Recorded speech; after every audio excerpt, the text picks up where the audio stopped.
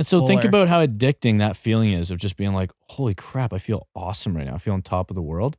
That steroids give you that all the time, or at least 90+% of the time.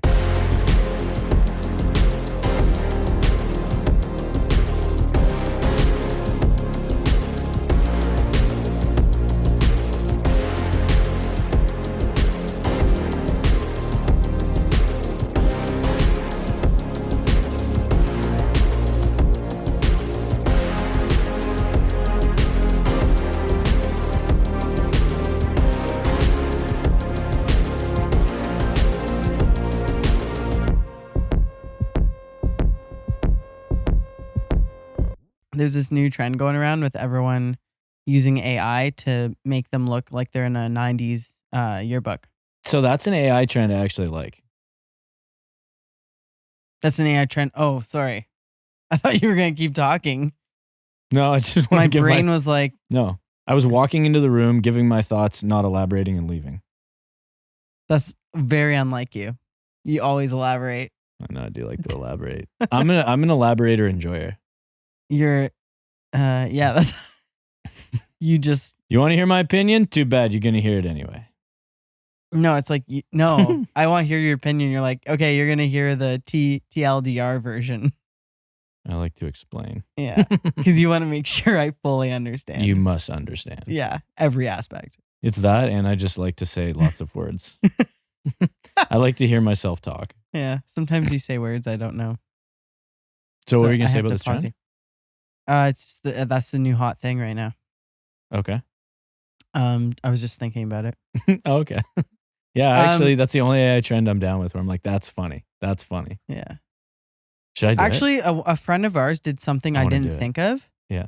That's like really smart. But then it's going to simultaneously put photographers out of work. Is she used AI for headshots. Oh, really? And they look great. Oh. Did they? Yeah, they look really good. So how do they do that? You know who it is. It's one of our besties. Really? For her new clinic. Alex Koshin? for her new clinic. Oh, really? She used AI and it looks just like her and it looks great. She got me to help pick. Oh, that's true. So they just take... you have to upload some photos of yourself, other photos, and then they make a headshot. And then you just say like, oh, I want to be in a blazer and whatever. Dude, that's scary. I don't like that. It's scary, but it's like low key, like it looked good, but I'm also very scared. I'm terrified of that.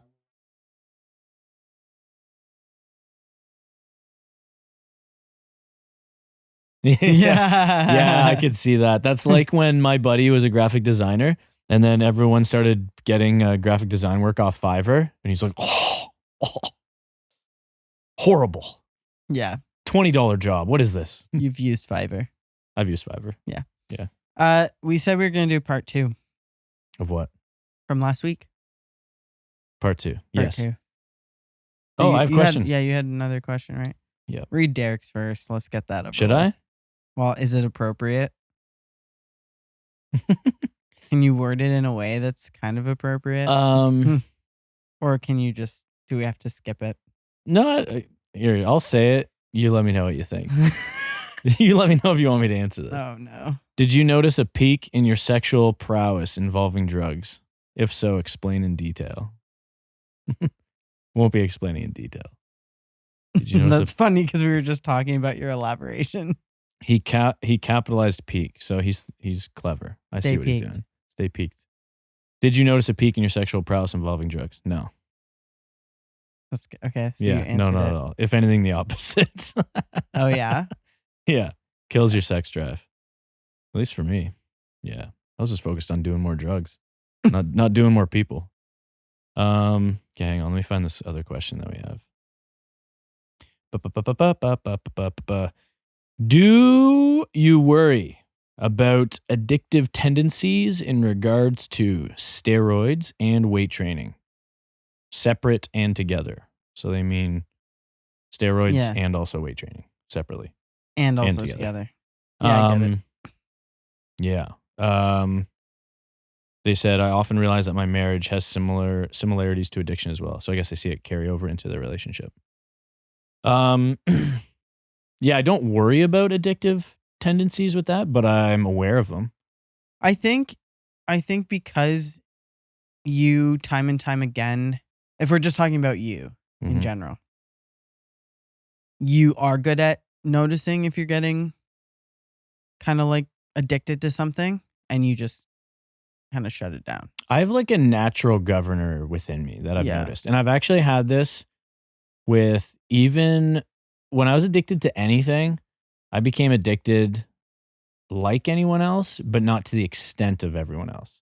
Like I was the worst drug addict in regards to like if you're trying to win at drug addiction, I wasn't that good at it. No. No, like I was sneaky and manipulative and clever and could like gaslight myself into continuing my behaviors, but like I was never the guy like buying $500 worth of coke and doing it in a day and a half or something. That never happened. Mm-hmm. You Like know, it no was crazy bender. I would still yeah, it never was that crazy. Like it was crazy enough that it's like there's some greasy memories, but like there was nothing like most people could top my stories as far as like deviance, you know? If Okay. that makes sense. So it's like I never got like I always had this governor, like whether it was like cigarettes. I was a regular cigarette smoker, but I never had more than like 7 to 10 a day. It's When other funny people because like I just it's like I can't see you. I'm good at riding like a functional addict in anything. You know, like the Zins, get up to 1 or 2 a day, flirted with 3, came back down. Coffees, caffeine I'm addicted to every day. You know, I can flirt with 300 milligrams, but then I come back down 150, 200. Weed, I did flirt with the high line for a while and then came back down and then just, you know, smoked a little bit here and there for a while until I quit. Even cocaine, it's like I did it every day, but it was a little bit every day. Like I never got blasted, you know? So it's like I have this and then and then I got too crazy and then came back. So I have this like natural governor, I think, in me that doesn't allow me to like burst through this crazy Mm. threshold. Are you ever scared that you will find something you burst through? No, Okay. the opposite. I know I won't because I've proven it time and time again. Fair. I have a 100% track record of like getting addicted to something and being like, ooh, I don't like the way this makes me feel. I'm going to still do it, but do less.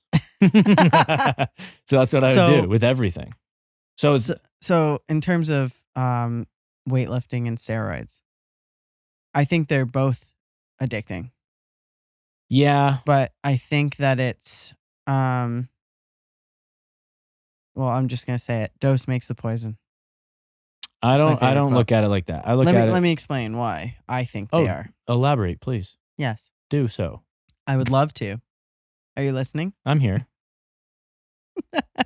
Can you hear me now? Can you hear me now? Now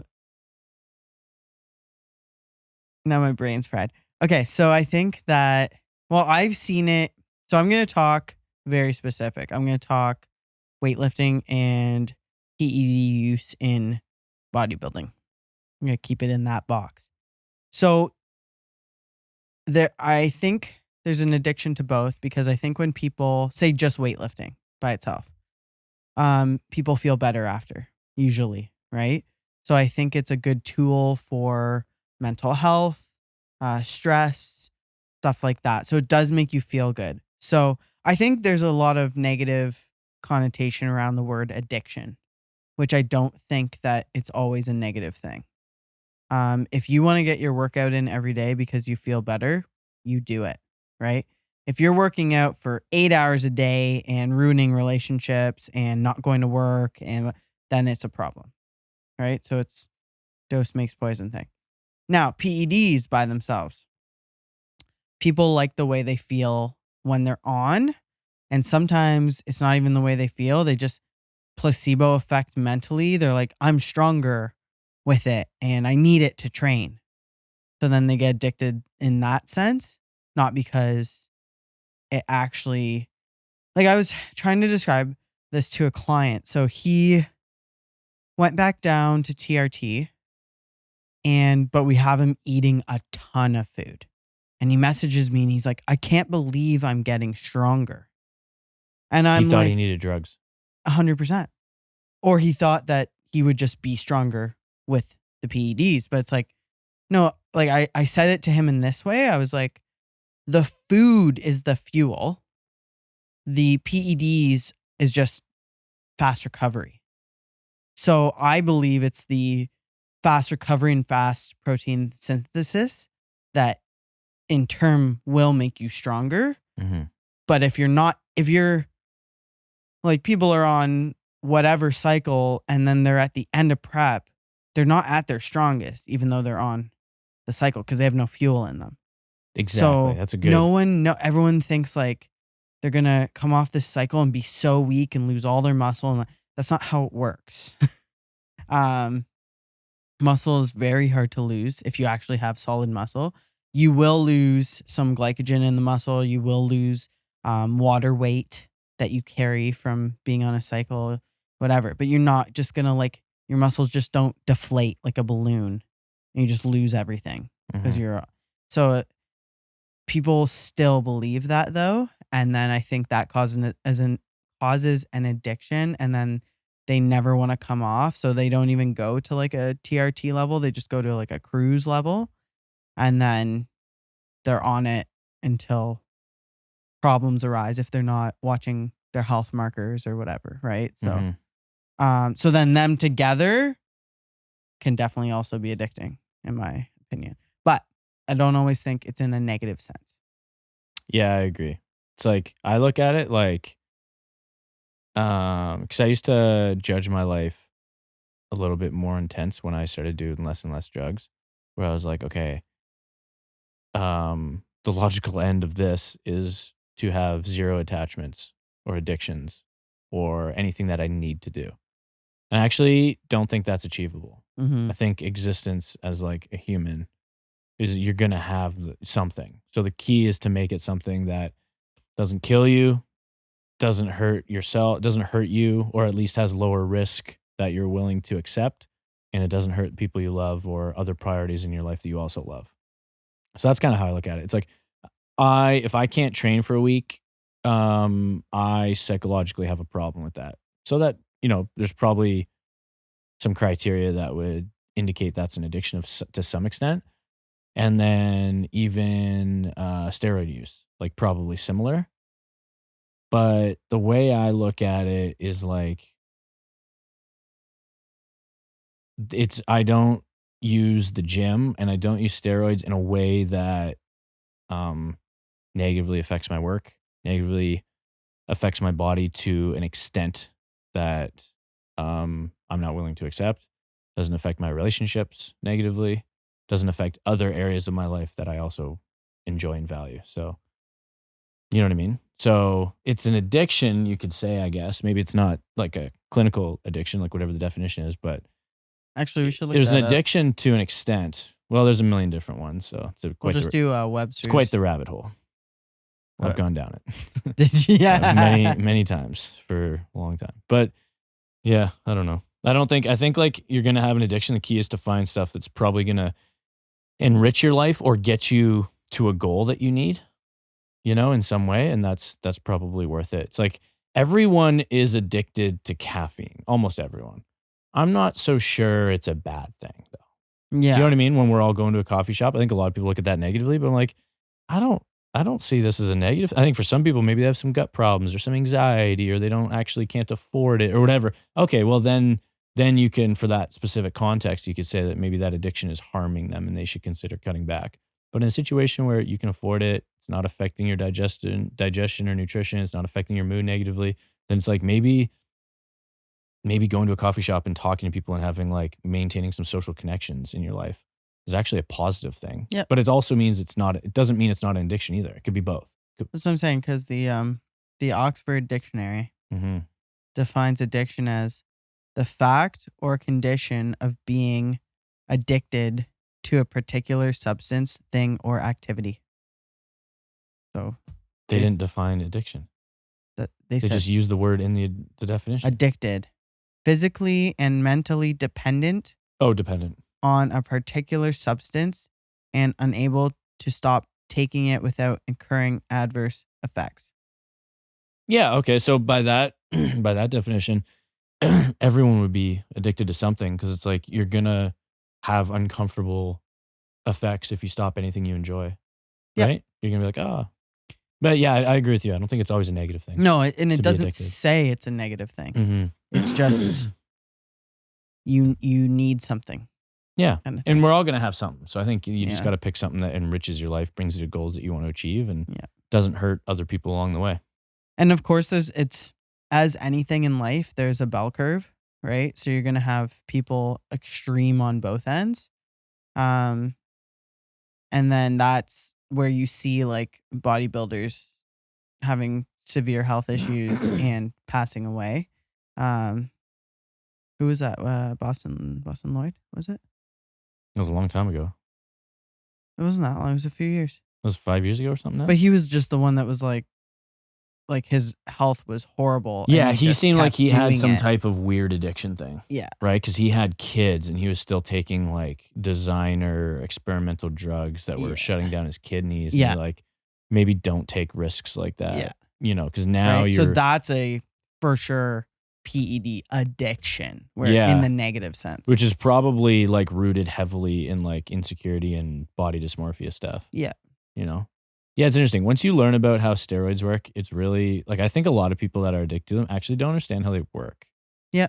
Because if you understand how they work, then you're a lot less afraid of just running a super low dose. Well, that's it. And then Like you can run the they're just same like, dose as I some. need this to train and to get big. It's You like, definitely don't. you don't, and that's not how it works. Yeah, you definitely don't. Right? Yeah. It's just like I have clients. So that's one extreme. On another extreme, and I'm sure you have these clients too, where they're addicted to continuously being in a fat loss state, right? So they're like, I just want to burn fat, and they don't even know what that means, right? So they don't know that it doesn't happen overnight, and they don't know that you don't ever actually burn fat. Like it's a whole oxidation process, and the fat cell you have never actually goes away. It just shrinks down so small that it's negligible, but it's always there, ready to store fat again if your body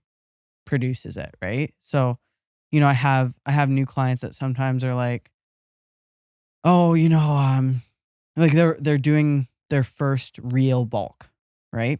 And it's very slow, and it's, we're monitoring everything and trying not to put on, too much body fat. And then, they have like a meal off plan, a cheat meal that's allowed or something, or it's a holiday or something. And then they think they're going to gain fat from that the next day. Right. And it's like, that's not what happens. But, and then this is my opportunity to then explain to them how it actually works. Right. But I'm sure you have some clients that are just like, always like, I want to be in a fat loss state forever. Yeah, it's hard. I'm working with someone Right? right now who's been like chronic dieter for a long time. And Yeah. one of the reasons she hired me is to help like improve her body image, her relationship with food, and get out of that state with the long-term goal of actually getting leaner. Yeah. Because she can get leaner. She has room to lose fat still. Yeah. But she is in great shape right now. Yeah.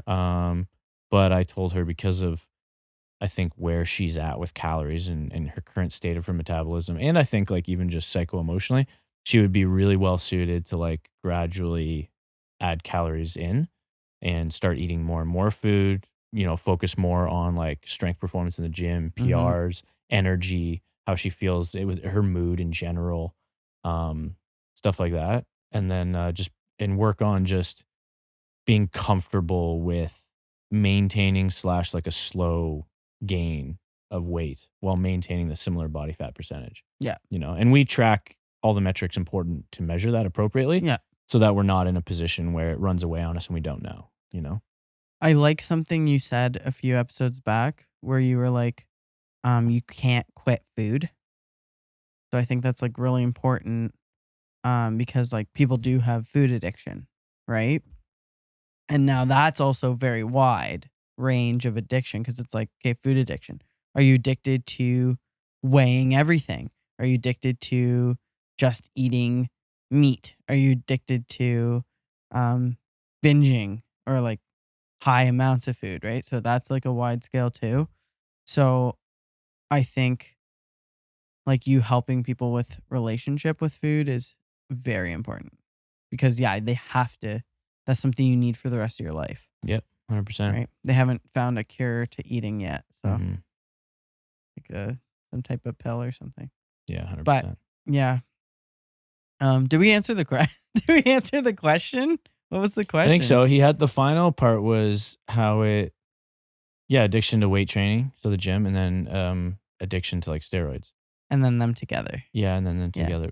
So we kind of answered that. They But kind of like, go hand in hand. I Yeah. don't know anyone that's taken a PED and not trained. right. Right? You know how I would think- describe it though? Because I'm sure people listening that have never taken performance enhancing drugs would be like, what does that feel like? Like, what is addicting about it? Mm, And this is, I think, the best way I can describe it is that feeling when you go to the gym, you have a sick workout, you go to the change room to change, or you walk out of the gym if you just go straight to your car, and you have the sickest pump. it's the pump. And you're like, the I feel pump is so the good. addiction, yeah. Basically, what PEDs will do is they'll basically give you that pump all the time. You know how people constantly are like, how do I get the pump all the time? I just want to look like this all the time. That running joke, that just meme about like, I'm pumped at the gym, but I just look deflated the rest of the day. Yeah. I only look great at the gym. Yeah. It's like you look like that if you're on steroids all the time. Yeah. In general. So, or at least more likely to. You feel like And so think fuller. about how addicting that feeling is of just being like, holy crap, I feel awesome right now. I feel on top of the world. That steroids give you that all the time, or at Yeah. least 90+% of the time. So that should, I think that makes a lot of sense to people. Like, oh, I felt the pump. That would be pretty cool to just take something and then I have that feeling all the time, you know? Well, I hope everyone's getting addicted to Stay Peaked. 100%. Because we got lots more coming out. You got to pick your addiction. So you'll be addicted to something. And Yeah. yeah. I think as long as you keep it in check, Yeah. you'll be all right. All right. Okay. Thanks a lot for listening to the show. We have a lot more planned, and we may even have some guests soon. Maybe not. No promises. Comment below with some names of guests you would want to see Who on do you our want to show. see? And then maybe we'll hit them up in the DMs and we will coerce them to join us. We'll ask nicely. We'll ask nicely. Yeah. We're kind, considerate people. Canadians, polite. Actually, no, the new study came out that says Americans are more polite than Canadians. I've believed that forever. I never thought we were that polite. Anyways, if you could please go comment below, and you can go follow Sam at Slays Fit on social media. You can follow me at Tim_MSHC. You can follow the show at Stay Peaked on Instagram and TikTok. Thanks a lot for listening. Catch you at the next one.